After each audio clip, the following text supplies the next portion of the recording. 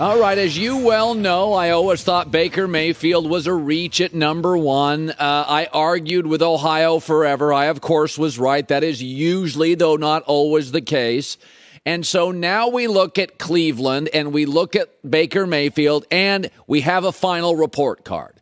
So he played 59 games. He had one really good coach for half his games, Kevin Stefanski. He had one really bad coach for a year, Freddie Kitchen. And then he had two coaches who were kind of volatile. They've had some success, sometimes shortly, briefly. Greg Williams was an interim coach, and Hugh Jackson has had his moments.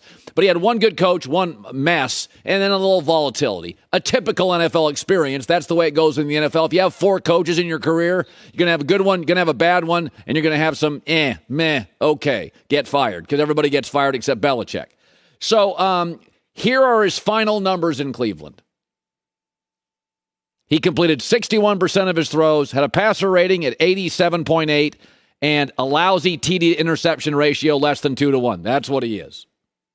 Colin, that's not fair. That's not fair. Colin, he's a terrible coach. Okay, I'll take out Freddie Kitchens.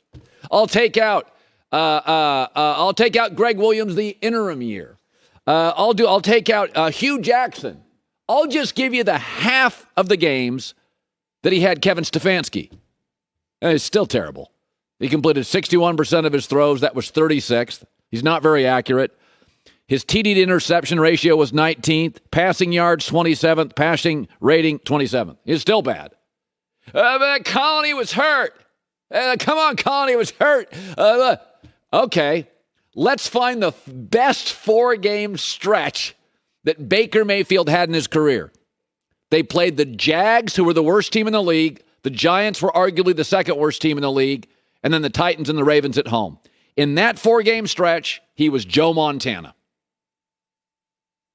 70% completion rate, 117 pass rate. Yes, that, of course, was 6% of his games. And if he played the two worst teams in the league half the time, he would be Joe Montana. That's not how the league works. You don't get to play like the 31st best team and the 32nd best team half your games. The bottom line, Burrow is in that division now, and Lamar Jackson's in that division now, both dynamic. And we'll see how Kenny Pickett works. The argument, statistically, Trubisky's better than Baker if you look at his track record so far. So he was going to be the fourth best quarterback in the division. So my gut feeling, the report card's in, he's average. I think Darnold will beat him out initially in Carolina, but Darnold, because Matt Rule is on the hot seat as the coach, will make some mistakes because he plays recklessly. That's who he is. And then Baker will replace him. And at the end of the year, Carolina will get rid of both because Baker's costing him $5 million, and that buys you a cookie in the NFL. And Sam's not costing that much, and his contract, he'll be able to get out of it. Won't be punitive. He'll be done, and they'll get rid of both of them. But the report card's in. He was average in Cleveland. In half the games, he had a really good coach. And he had a really bad coach briefly and a couple of volatile coaches. But that's what he is. That's what I predicted. That's what the report card says. I do think eventually he'll win the starting job eventually in Carolina. But he's not going to have that great Cleveland offensive line. He's not going to have the best running back duo in the league. He's not going to have those tight ends.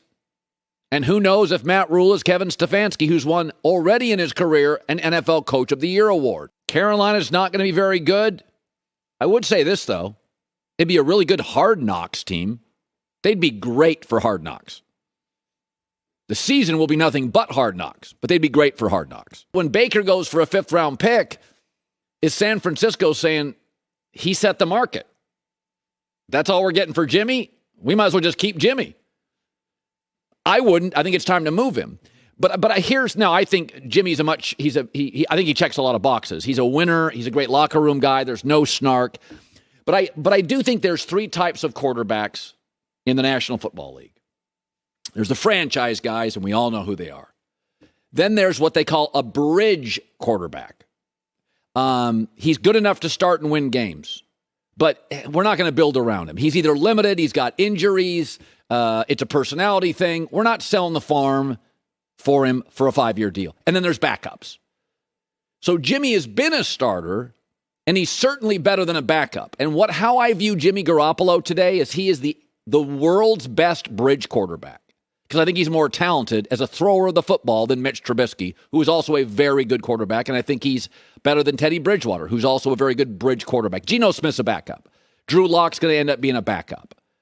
I think Jimmy Garoppolo is the world's best bridge quarterback. He wins. He's been in good games. He's not that expensive. He's willing to be a backup. He'll never screw you at the podium. Everybody in the room likes him. He's got dude quality. So everybody jumps on the Jimmy. I mean, if you look like that as a guy and you come in, there's something to be said for quarterback face. You just look like a dude. You look like a dude. And everybody likes Jimmy. Everybody. The veterans, the young guys, the coaches. And he won't blow up a locker room. He'll never give you a snide comment. He is the best bridge quarterback. That's as good as you can do as a bridge quarterback. He's gone into Lambeau and beaten Brett Favre. He's played in cold weather and hot weather. He's played Mahomes in a Super Bowl. He's got good-looking guy confidence. He does it. He's limited. He gets hurt too much, and that's why he's not a franchise.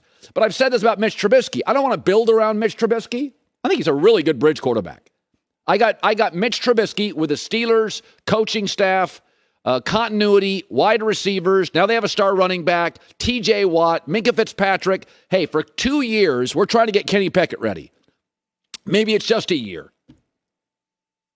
You know, and Trubisky's a really good bridge quarterback because they didn't pay him anything. Garoppolo's going to cost you more. But we have 3 types of quarterbacks. And Jimmy now, to me, is the best you can do as a bridge. I mean, it's just how he has handled it in San Francisco is fairly remarkable. It really is. That's why I contend you could bring him to Tampa behind Brady. It probably bothered Tom more than Jimmy. And just say, listen, Kyle Trask isn't ready next year. We're going to bring in Jimmy to back him up. I don't know if the finances work. I haven't looked at that. But, I mean, to me, it would work solely because of Jimmy. It would work. I don't know if Tom would like it, but Jimmy would be fine with it. And so I don't know if Baker reset the market. I think Garoppolo's got an injury history and a shoulder surgery that concerns me. I think he's better than a 5th-round pick. I think San Francisco, at this point, I just want Trey Lance for at least a year to be the quarterback and run the quarterback room without Jimmy G in it. I think Jimmy G's one of those guys that his mere presence, you can't own a locker room if Jimmy G's in it, in the cubicle next to you. He's too popular. He's too well-liked. Some guys are too talented to be a backup. Or Cam had too big of an aura to be a backup. Jimmy G, if he's in the room, half the locker room's going to like him even if he doesn't start. He's just the ultimate good dude. Hi, everybody. Thanks for watching. Subscribe here to get the latest from the show. Also, be sure to check out more of the best clips from The Herd or go watch a few segments from other shows on FS1.